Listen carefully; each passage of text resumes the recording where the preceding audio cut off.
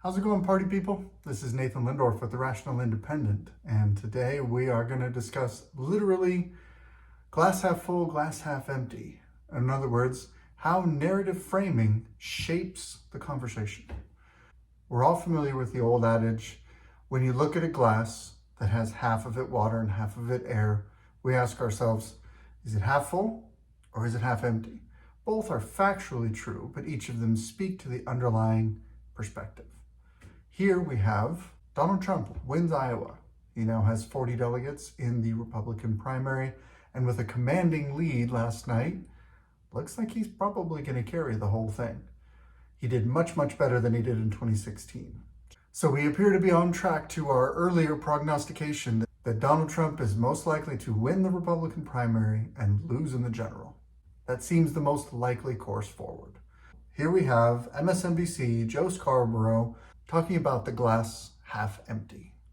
MSNBC's Scarborough calls Trump getting 51% of Iowa vote bad news for the GOP, saying that 50% of the people voting in the Iowa caucuses voted against the former president, and then that's bad news for the general.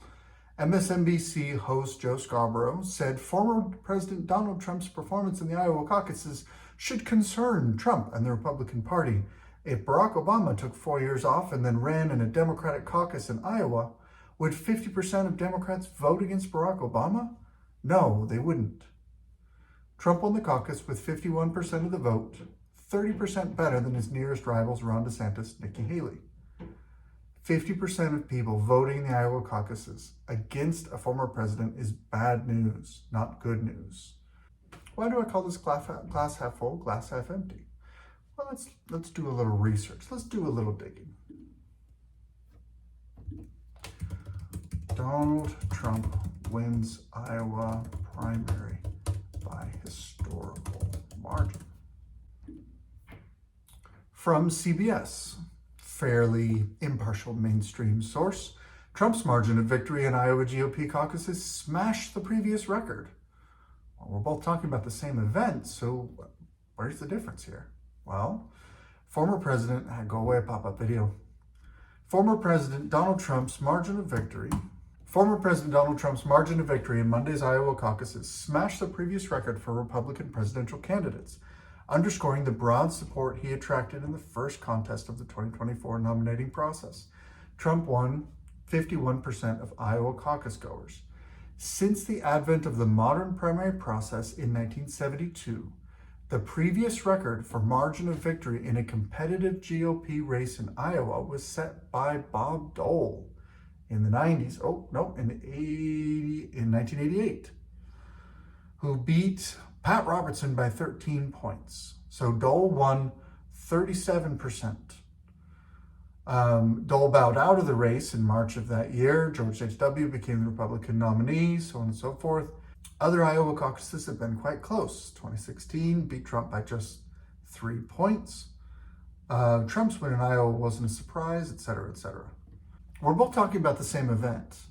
Donald Trump got 50% of the vote.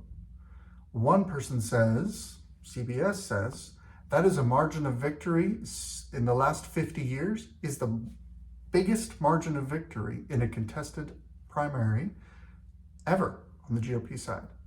That's historic. Joe Scarborough says 50% of people voted against him. That's terrible. Look at this is not good news, etc., etc. Who's true? Who's right? Time will tell. What I'm trying to point out is that there are framing devices that are used by those who want to set a narrative all around us, whether it is optimism, whether it is pessimism, whether it's cherry-picking data. The sources you're listening to are trying to skew your perspective. They're trying to persuade you, and some of them use skewed data in order to persuade you. Let me offer my highlight from yesterday. I was stuck on a plane, and so I watched CNN on my laptop for 5 minutes, which was a delight. I went ahead and got a screen grab of this from yesterday morning before any votes were cast. This is CNN's coverage, Iowa 2024. All right? There are 3 candidates that they're tracking on the left. They're emphasizing, throughout their coverage, they're emphasizing it. It's just a screen grab. The graphic over the state with all the counties laid out and everything, that shifted back and forth. They did a bunch of stuff. But here we have apparently the top 3 candidates: DeSantis, Haley, and Hutchinson. Hutchinson? What? Oh, right, the guy polling at 0% most of the time, sometimes 1%. He made the list. And Ron DeSantis and Nikki Haley made the list, which kind of makes it look like Ron DeSantis and Nikki Haley are duking it out, and there's a third guy who might get some of it. Except that leaves out Donald Trump, who was the heavyweight by far, and it leaves out Vivek Ramaswamy, who is a minor player in the Republican Party, in an upstart, surging in the polls, fine, whatever. He dropped out today, he's done. He got 8%, or nearly. Asa Hutchinson got 1%. So why include Asa Hutchinson, who's doing worse than Vivek Ramaswamy? Except CNN wants to frame the conversation about the primary around these 3 candidates, because that fits their narrative better than discussing Trump, who has his own problems, and Vivek Ramaswamy, who is very antagonistic to the establishment. He's not part of their desired narrative, so he doesn't make the list. Ron DeSantis, Nikki Haley, Asa Hutchinson. That is not the contest.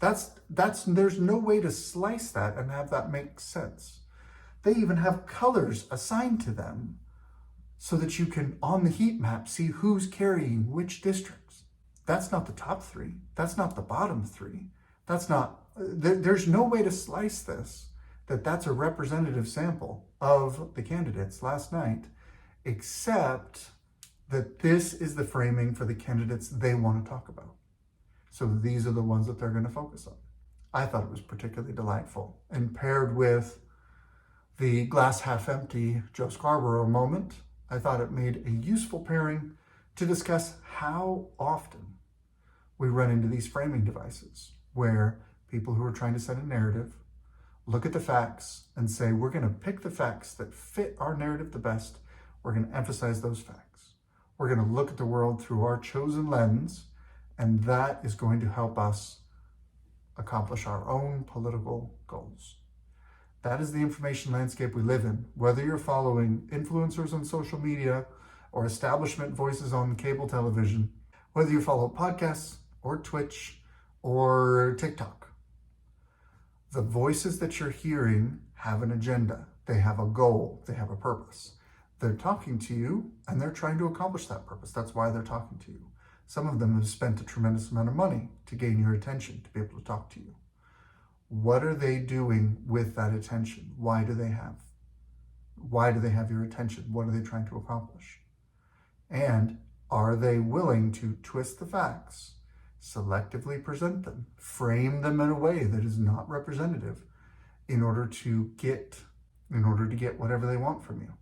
Happens all the time. One of the purposes of this channel is to show people how the sausage is made, show people narrative framing devices, rhetorical framing devices, narrative setting devices, whatever we want to call them, that are all around us to help all of us be more aware of the influences that are in our information sources and help us think, therefore, more critically and sharpen our abilities to defend our own positions and to think critically about the world around us, especially these caustic, difficult issues that we have to face these days.